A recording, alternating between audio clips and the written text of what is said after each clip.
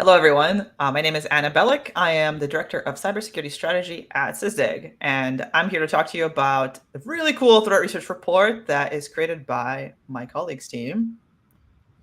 Hello, I'm Michael Clark. I'm the Director of Threat Research here at Sysdig, who did a lot of work on Threat Report along with a lot of other people here at Sysdig. But first, Anna, I got to ask, what is cybersecurity strategy? What do you guys Oh, do? you go right for the jugular. Like, what is that? So my team's job is actually kind of unusual. So we try to contextualize a lot of the work Mike does for a high-level audience, and we also just share insights about the industry with actually everyone in the world to help people figure out what in the world is going on in cloud security and how they should act to, not be in the news. Sounds great. Sounds like a lot of fun. It is. So we'll get started with actually describing what Mike's team does. Mike, you want to tell us how awesome they are? Sure. So threat research here at Sysdig, I guess, is two main pillars, as you see here, security research and machine learning. In security research, there are two primary functions. The first is detection engineering. So that's making all the rules and that detect the threats in our customers' environments. It's researching the rules, coming up with what we need to make, making them, tuning them, and monitoring their health to make sure they're not too noisy. We need to make sure everything we do is actionable and useful. So that takes up a good bit of our time. The second is producing reports like the threat report or Purple Urchin, Scarlet Eel, various blogs. So going out there, finding things to write about, talk about, finding the latest threats to the environments we cover to better inform and protect our customers. The machine learning piece is also pretty broad in that we do have things like a machine learning model to detect crypto mining or anomalous logins. So we have that sort of machine learning, but we also are expanding into the generative AI field with our Sysdig Sage feature, I guess we could call it, that's being developed, which will help analysts remediate and analyze things much faster. It's all very exciting and lots of things going on. Yeah, there's a really cool video and I think blog on Sage. So if you want to check that out, it's on the website, of course. I'm going to actually interrupt you and ask you a question because you said find things to write about. And I bet you lots of people are curious how you actually find things to write about because I don't know how many folks know how threat research is actually done. It's a bit of a guessing game. So I think most people start with honeypots, which are these systems you set up that are meant to be kind of hacked, and you watch what they do. But that's the very basic, and you only catch low hanging fruit and attackers running scripts. But then there's all sorts of things to be learned from underground forums, more complicated honeypots, services out there that have people that infiltrate forums and reverse engineering. There's all sorts of data that you can look to find what the threats are up to. Cool. So this year, actually, we just came back from Black Hat. We were both there. Really fun show. And this year at Black Hat, we created an experience for the attendees that was very similar to this basic honeypotting that Mike is describing. So you want to tell us a little bit about how it went since you manned the booth for most of the time? Sure. Yeah, it was actually pretty fun and worked well. It was the first time we did it, and the first time you do anything, you expect things go terribly wrong, but Catastrophic failure. yeah, but it actually all went pretty well. As you can see here, we had a booth and it looks amazing. Our events team did a wonderful job of making a nice looking booth. You can see us in that picture there, Anna and I, plus 3 people from threat research. And on the right-hand side is a winner. So the idea of this game was we had 6 honeypots that we put out there. Let's see if I can remember them all. So there's Log4j, Apache, WebLogic, Laravel, Jupiter, Jenkins. and Jenkins, yes. And these were all being attacked with real attacks, and we had the scoreboard behind us there, and we would measure the attacks, but obviously you didn't know what color matched what jar. There was a little name, you can't see it, there's a tag on the jar that says, the type of honeypot it is. So we asked people to guess which they think will be hacked the most by the end of the day. And we had a lot of participation. It was pretty fun. The first day, WebLogic won, which was pretty much a surprise because usually it is Apache that the Apache path traversal one that gets hit a lot. But for some reason, WebLogic was the most popular then. And on day 2, Laravel, which is a PHP framework that had a recently exploited exploit be released, was the winner on the second day. So someone won $500 each day. We didn't get the second person, obviously, because the show was over. But we got to interact with a lot of interesting people, and definitely see their thought processes on which they thought would be the most exploited. Log4j and Apache were the 2 most popular, but Log4j is actually one of what we see the fewest in the wide scans. Now, it doesn't mean the more targeted attackers may still use it, but it's not as popular for wide scanning because of all the patching that's been done. I thought it was funny that most of the people who bet on WebLogic and Laravel bet out of spite. They were like, I have to work with this framework and I hate it. And so they threw their ticket in there angrily, and then they ended up winning. It's common for PHP, I think, definitely. Well, WebLogic is Oracle, right? So there's that. The other thing, you said that Apache is where you usually see the most activity, which clearly the attendees also see that, because a lot of the folks that came up and bet on Apache said that the reason they bet on it was because they see a lot of weirdness in their logs with respect to Apache. So the top bet for the first day was Apache, because everyone thought that would be the most, interesting target. And then it didn't win for whatever reason, because WebLogic just got blown up. And also to the point of you don't always know what's going to happen. You can sort of see it in the first 2 pictures. That yellow line is really, really big compared to the other ones. It got more than 300 attacks. So these are real. They just come in from wherever all day long. And Mike was saying, we don't normally see that many attacks against really anything, in one day. And so for some reason, somebody had it out for WebLogic that day. And so that guy won in spite of his spiteful bet. Yeah, it was nice to see the variety, and we had people trying to social engineer the answers out of us, of course, trying to win. But I think people had a lot of fun. They were able to try to think about the threats out there, and I think it was a success. Hackers gonna hack. The social engineering was entertaining. A lot of the offensive security people who you would think would be more the technical hackers were the ones that started with tell me the answer, and I was like, no. And they're like, well, tell me something else. So it was very fun. Cool. All right. So that was Black Hat. We're actually have another show on Thursday where Jamie and I will talk about our takeaways from Black Hat. So if you want to hear more about Black Hat, come listen in on that. Now on to the Promise Threat Report. So our key takeaway this year is about the speed of attacks. So I think we kind of saw this coming. A lot of folks have been speculating for a while that due to the programmability of cloud and just the nature of automating everything and anything, the attacks will also be faster. But now we have a substantial amount of data that shows this is actually true. So super fast from being found to potentially getting wrecked. You just have a few minutes. And this is the data. So I'm going to let Mike talk, and then I'm going to pepper him with questions of why it is the way it is. So and explain what the timeline means. Sure. So when we went into making this threat report, we definitely wanted to do something having to do with cloud. Last year's was much more about runtime.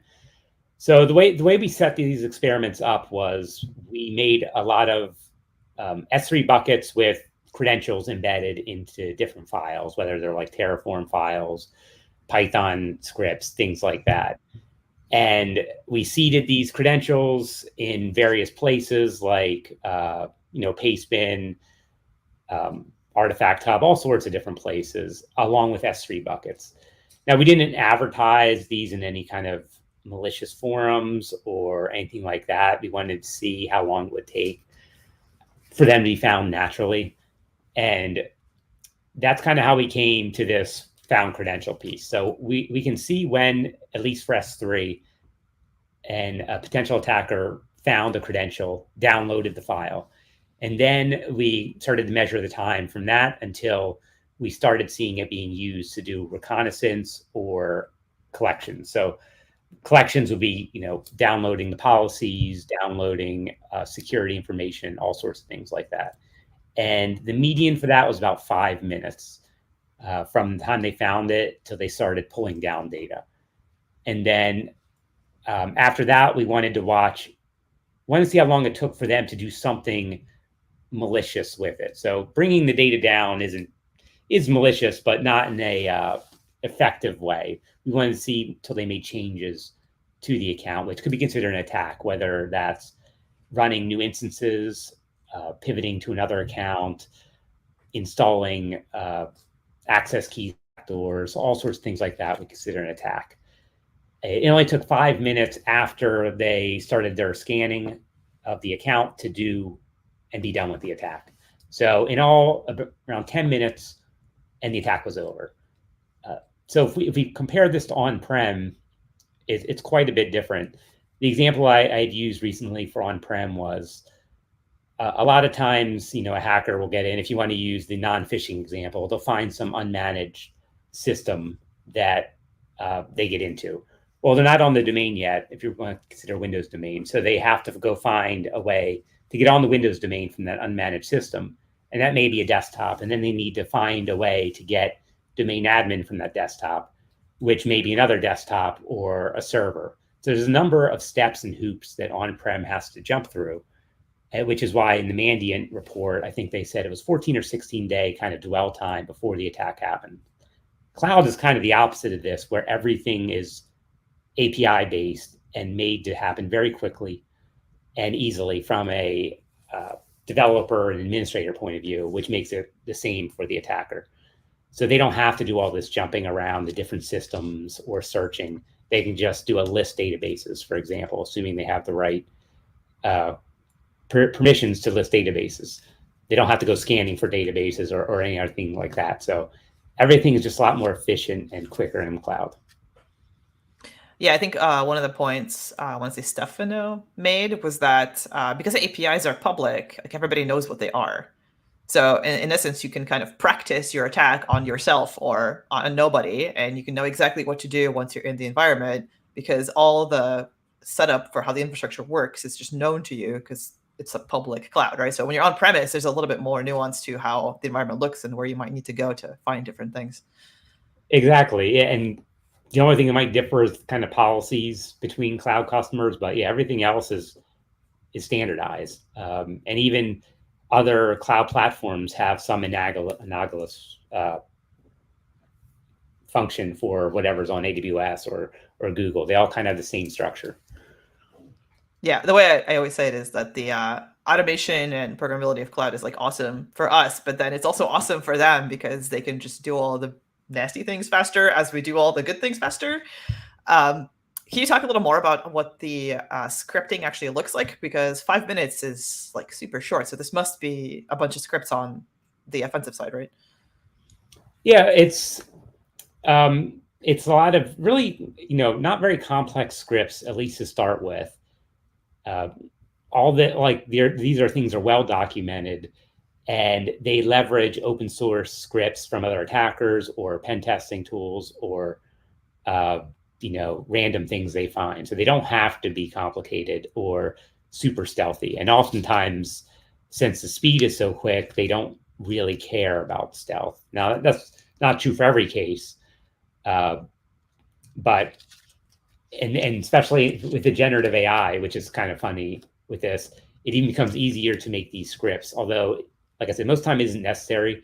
These scripts are very public on how to do these because they're legitimate things to do with cloud, just being used in a bad way. So open source OffSec is actually not even OffSec; it's just open source security. Yes, exactly. I have another question actually. So you said the policy is kind of king. So that's the nuance between the different environments that maybe hopefully is protective because it's policy, but also protective because it's different. But we saw some interesting policy abuse too in the zero to admin attack, right? Can you talk about that? Yeah. That would hurt me to my soul, by the way. So I'm going to sit here and cry as he explains it. This was a compounding misconfiguration issue that we saw with a customer. Basically, this is part of the Scarlet eel attack, which we published about in February and last month. They got in through a runtime vulnerability and then kind of pivoted into the cloud. But a couple policy issues made everything so much worse because every EC2 instance has a role attached to it. And the role in this case had read-only privileges for the entire account. And then once they got in through that, they were able to start listing everything in the account. They were able to find a policy that allowed them to basically create an access key for an administrator account. Now, in this particular case, that there was a policy protecting that service, which said if anyone has admin in their name, deny the request to make a key. However, policies are case sensitive, and I guess that was not known at the time. So it was all lowercase in the policy, which, caused a problem when they made an administrator account that had a capital A in admin instead of lowercase a. So they were able to make a access key for that administrator account and then start using that privileged account with the access key from that point on, which just goes to show that it's very easy to mess up a policy. Yeah, it's just like, I don't know, slayed me when I heard about it, because it's one of those things where it's such a human mistake. And like, you can't avoid this, right? No matter what you do, you're still going to make some mistakes. And this was a very like innocent mistake. Like, this person maybe just made a typo, or like, who knows what happened, or they assumed that the policy was not case sensitive. And the visceral pain of it is like, the CSPM tools probably wouldn't pick this up, right? Because they pick up kind of like general best practices of cloud configuration, like, your MFA, or your root users have MFA, that kind of thing. They're not going to know like what you intended with your naming convention for your accounts, right? And you're probably doing that so that you can use the automation to, do better security and to like leverage the cloud benefits to kind of be better and faster and safer. And then like one hiccup and the bad guys just have you, because they can, list the accounts, or they can do all these automated features too to see, oh, hey, like that one doesn't fit, I'm going to mess with it. So I don't know. It's just like, it's painful, but I guess we're kind of in a maturing phase. So like, there are many years ahead of us getting good at cloud. So maybe we won't make these kinds of mistakes in the future. There was a question about Scarlet Eel 2. So you mentioned Scarlet Eel, and we recently shipped Scarlet Eel 2, which is like a update. Can you talk about what's different or why we did that? Sure. So Scarlet Eel was originally an attacker we saw that we kind of associate with Team TNT a little bit. Attribution in this area can be very difficult. They share some of the same infrastructure, but a lot of the other TTPs end up being different.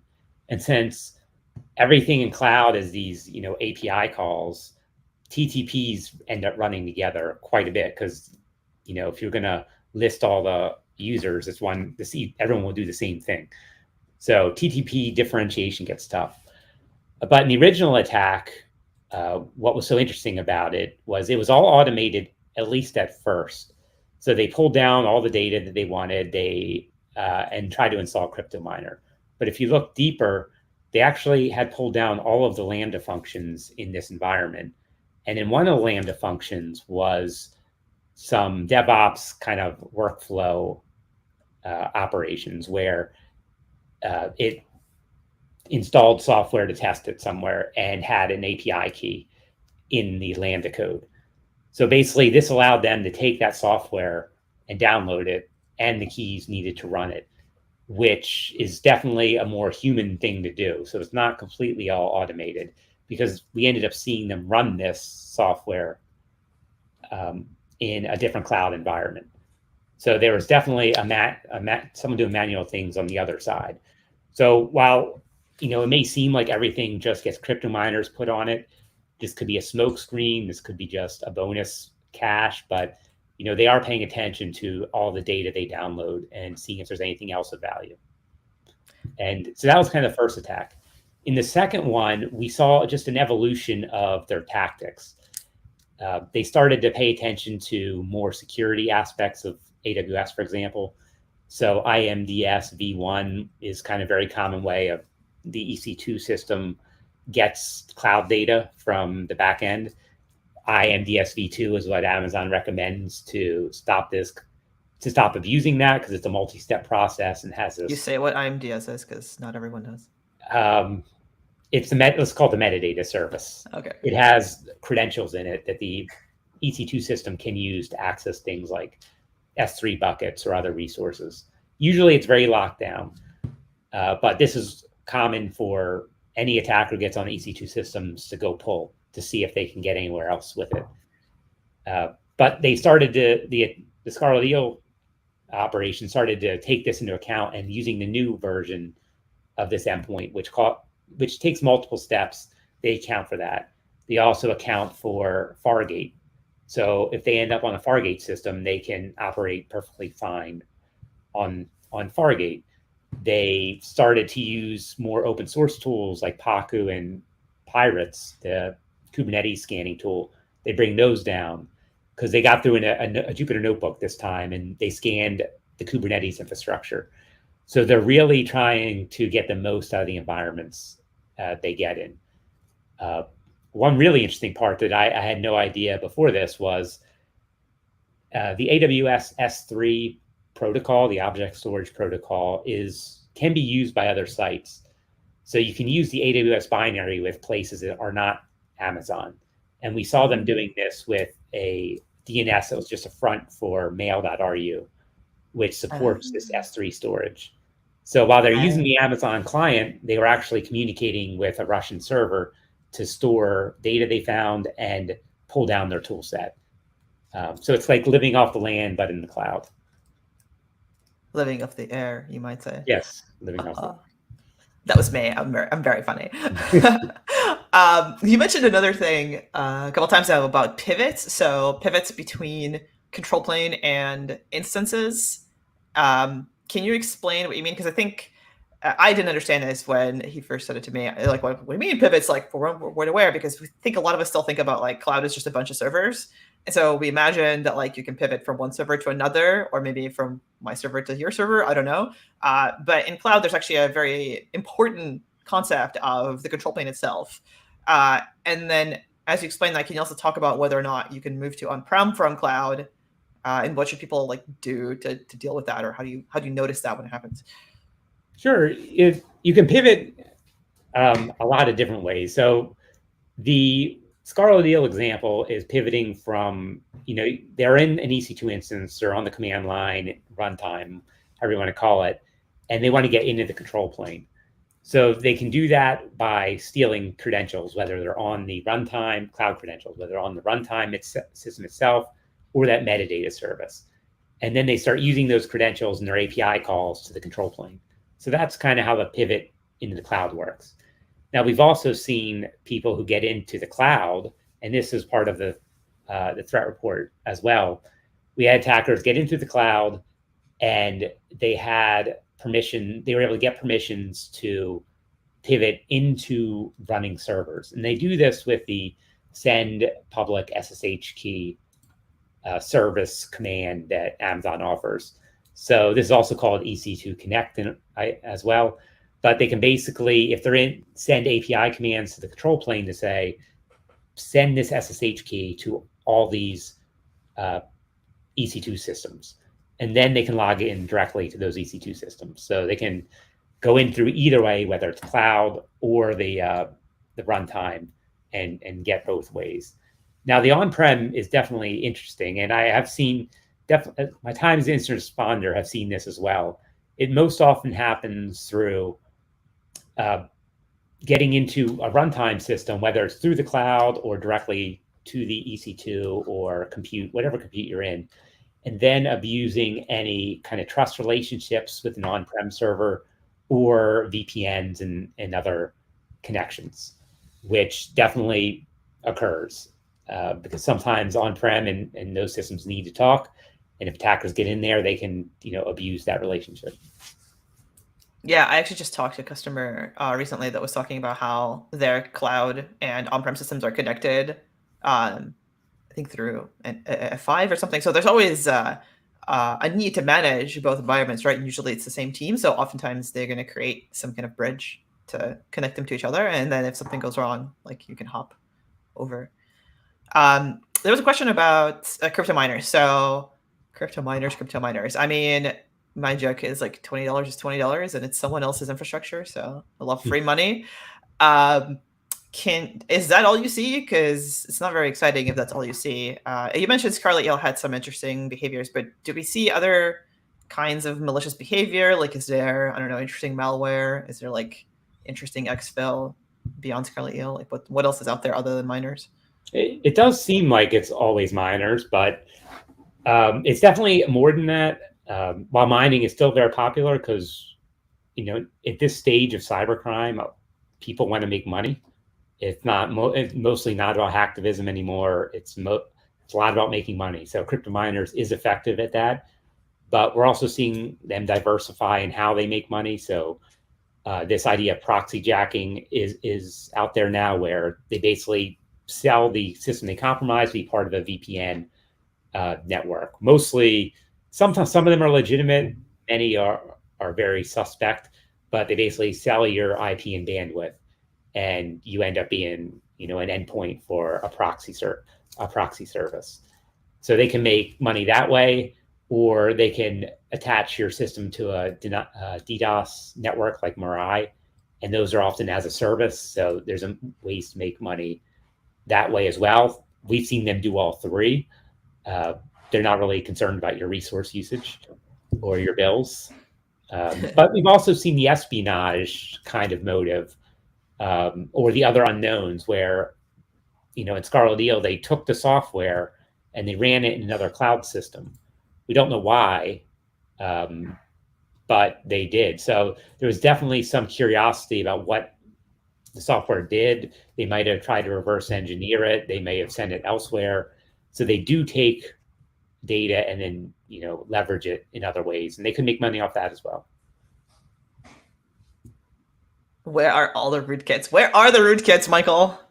Oh, they're out there. A rootkit is generally a lot harder to find because they. Can you explain what it is? Again, I guess folks that don't know what a rootkit is. Can you talk about what a rootkit is? I mean, a rootkit now has many meanings, I think, but I'll just summarize it as a way to maintain persistence on a system and hide your presence. So, you install this rootkit, and it'll get system reboots. It'll be there when it comes back, but it also uses a number of different methods to hide the presence of its scripts from view, for its processes from view, or even its network traffic from view, by either using kernel modules or other library abuse. So they're out there and they're being used by all sorts of attackers.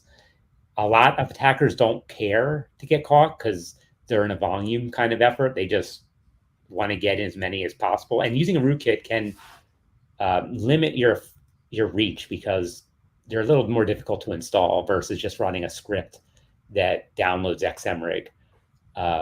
But we have seen attackers using rootkits to hide miner traffic, even from the performance metrics of the system. So they're definitely out there. They're just a lot more rare. Fascinating. Are the rootkits also open source? Most of them, yeah. So you can go get your own rootkit. You can find them. Oh man, brave new world we live in. So I think we're going to close this part. If there are any more questions, you should throw them into chat. Ooh, attribution. Okay. You mentioned a little bit of attribution in Scarlet Eel. Do you want to talk more about how we attribute or what we've been able to attribute? Sure. We don't do too much niche attribution. It takes a lot of resources and effort to do that. And our resources are better spent, trying to protect our customers. But we definitely do see patterns of behavior and shared resources. Like I said earlier, some of the infrastructure for Scarlet Eel is shared with Team TNT, but there are also differences as well. So it's hard to say if it is them, is another group affiliated with them, or the infrastructure is shared amongst or many open groups. Open source being open source. Yeah, a lot of scripts are shared and open source and copy and pasted between different groups. So it's hard to really attribute it, especially with financial kind of aspects, because they use a lot of privacy crypto coins and they get really difficult to trace back. Although we do see some shared, which helps, shared wallets, which definitely helps in attribution. but it's harder to take it beyond that. Got it. Thanks. All right. So we're going to move on. Speaking of protecting our customers, these are not our customers, for anyone who's curious. Although we do have customers probably in all of these categories. I'm not sure about the crypto exchanges, but we do have We do. customers. We do? Yeah, okay. We probably have customers in all these categories. Actually, I don't know what the breakdown would look like if we were to check on this data for our customers, but just so we're clear, this is an experiment. So we set up a bunch of environments to emulate certain, let's say, well-known companies of this type to see if they were targeted by the attackers deliberately, right? Because there's a lot of opportunistic activity where you're just going to like spam a miner onto anything you find that's publicly available or exposed. This is much more targeted, right? So you are looking for a specific company name or a specific type of company to see if you can get at their data. And I guess no one is surprised that finance is high. Some people were surprised that telco was high. Do you have any theories on why telco is high? Yeah. So yeah, this was surprising as well to me, but after I looked into it a bit, telecommunications, they have a lot of data. It's not just like your phone number and credit card. They collect a lot of data about customers because it's also the internet for your phones now and everything like that. So there's a lot of data, and there's been some high profile breaches recently of telecoms. So I still think it's just fresh in attackers' mind that, hey, one telecom was vulnerable. Then everyone wants to kind of check to see if they can find another one that is. So yeah, we definitely saw a lot of telecommunications activity. And the defense one was also surprising to me, but because that was more defense contractors rather than government. But I think most defense contractors don't have as big of a presence on these like public cloud services. So I think attackers know that too. So we didn't see too much looking for that. Yeah, that was my theory on healthcare. Is I figured that folks that go after healthcare are probably looking for on-prem ransomware situation. Yeah. Healthcare is not exactly a cloud-first scenario. On telcos, yeah, they have your social too, by the way, most of the time, right? Because when you sign up for a phone service, they check your credit usually. So they got a lot of stuff on you. The other reason that's pretty clear is fraud, right? So we talked somewhere about this, but if you want to defeat MFA, right, like you actually want to steal someone's account and you want to get into something that is protected by MFA, usually the second factor is the phone. So if you can get their phone, then their MFA is no longer very useful at protecting them because you have both factors. That's a SIM swapping attack. Yeah. They can use the data they steal to impersonate you to customer service there and basically clone your phone. Yeah, not scary at all. But you should still have MFA, by the way. It is harder to defeat it that way. I mean, that's a lot of the Lazarus attack that happened last year was through SIM swapping, and a lot of these celebrity kind of hacks are SIM swapping, and the data in these breaches can be used to assist all of that. Yeah. The other one that we haven't talked as much about, but that I found interesting is automotive is number 3. I mean, it's 16%, so it's not like blowing us away, but this is IoT, right? Like your car as code at this point. So people, I guess, trying to hack Teslas. Right. A lot. I mean, I'm not going to name any companies, but cars are getting very high tech and internet connected and downloading software. So yeah, these are very interesting targets. That's true. Not just Tesla, by the way. Even if you don't have like a fancy electric car, your car is mostly run by a computer these days, and a lot of them are internet connected. Maybe most of them at this point, I don't know, or at least they can be internet connected. So I don't know. It's a very specific kind of niche breed of exploitation, but be careful. Lock that My down. car has never heard of the internet, thankfully. I think my car has. I don't know. There's nothing in there that is. I don't know. I should check. All right. So if you have any questions on the sectors, throw them at us now. Otherwise, we're going to move on to the next one, which I think is answering a question that came up just a second ago about containers and images. So this is, I don't know if it's the juiciest. I think the time is the juiciest, but this is pretty juicy. So someone's asking if we see increase in container and image attack vectors. We actually focused mostly on non-container stuff this time around because we were trying to see more general, broadly applicable cloud threat behavior. But of course, we are the best in container security in the world. So we have container security data, and most of it is in this particular data point. And the data point is that 10% of threats in cloud, specifically in container, are invisible to standard tools. What does that mean? So we looked at a ton of images, and I'm gonna let Mike explain the rest because it gets nuanced. Yeah, it's so yeah. As Anna kind of mentioned, we're all about containers first, and cloud and everything else. But we have special love for containers, so we're constantly looking at them. And in the threat report, we kind of wanted to uh, understand how many threats get by strictly static scanning. So in any step of a DevOps pipeline, maybe you run an AV against the container, check it for vulnerabilities, maybe check it for leak credentials. That's all very common and generally quick to do and easy to do. But does that really catch everything? And what we found was, not really. It catches a lot of things, but we found like the 10% of things could only be caught by adding a runtime analysis step to the container. And that's where this kind of comes in. So this is easily made possible because of the issues with static scanning.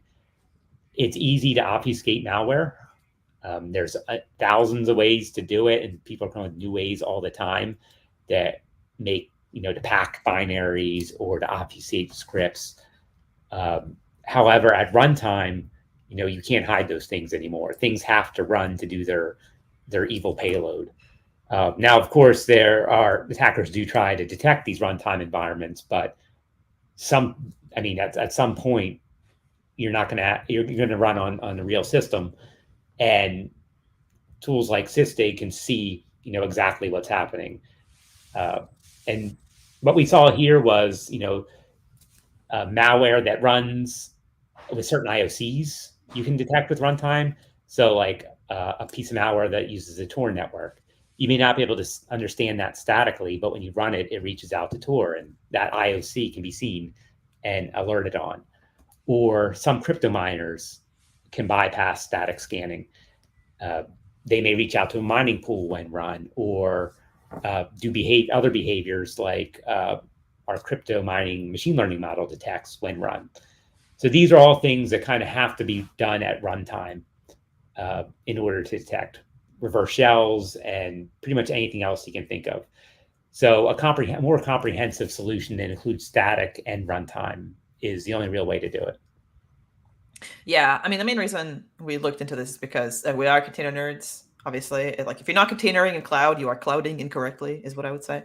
But it's so we are shift left fans at Sysdig because we believe you should scan all your stuff as early as possible and through the CI pipeline to make sure that what you're shipping is actually nice and clean and lovely. But obviously, our kind of superpower is in runtime, and we really were just curious, if you shifted left, would you be 100% good most of the time? And I think I expected this number to be lower. I mean, you'll say 10% slow. I expected this to be 1%, actually. I thought that you'd be pretty good using composition analysis and kind of other static tools to find all the nasty stuff. And you're not. So, I mean, to Mike's point, you absolutely should shift left. That will make your life a lot easier because it reduces the timeline of you finding and fixing things, right? Finding things when it's it's already in production is the worst possible outcome because then you have to go all the way back and get it fixed. If you find it sooner, you're set. But the point is, there's always things you miss. There's vulnerabilities that get disclosed. There's this evil stuff that's being elusive. So if you have no runtime controls, no runtime threat detection on your containers and on your cloud, by the way, you're going to have a bad day, 1 day out of 10, I guess, which is pretty high. That's once every week and a half. And a lot of this kind of blends into supply chain issues. So there's been a number of supply chain attacks where they just insert one line of code into a script that may not pick up any picked up by any static analysis, but the connection out or the combination of taking the shadow file and sending it somewhere is something that you would see at runtime. Yeah, actually, Mike gave a whole talk. Well, Omar gave it for you, I guess, last year at RSA about how attackers behave in cloud, and really like because this is also, it sounds like it's a bad thing, but it's not. It's just the evolution of the world of technology, right? Like because we're doing everything as code now, the thing that the attackers want to come after is also code, right? So they're going for your scripts, your artifacts, your manifests, and trying to execute more supply chain attacks. So our kind of Mike's theory is actually that the primary attack vector of the future is through supply chain, not through old school methods. You want to add more color to that? I'm like putting words in your mouth. No, that's right. You also get a persistence for free if you do that way too. Because like if you compromise the artifacts behind a container, every time they start a container, your malicious code gets started up again. It's a nice way to gain that persistence without worrying about reboots or the fact that containers don't reboot and are just killed and reinstantiated. Getting into the base image lets you not worry about any of that. There's a question about obfuscation. So what is the most interesting way you see an attacker obscuring themselves? Interesting. Sadly, there's not much new, really new or innovative techniques. We see them, disguise themselves with other names like SSHD. They'll describe, that's like the very base. That's the first level of obfuscation is like rename your binary something that is known or not non-threatening. We see people UPX binaries, which is also very old and simple technique, and also suspicious in its own. But we've also seen some really complicated binary obfuscation where it kind of flattens all the code into one big if-then statement. And this was actually a .NET Core piece of malware that runs on Linux, Mac, and Windows that we had to spend a decent amount of time reverse engineering.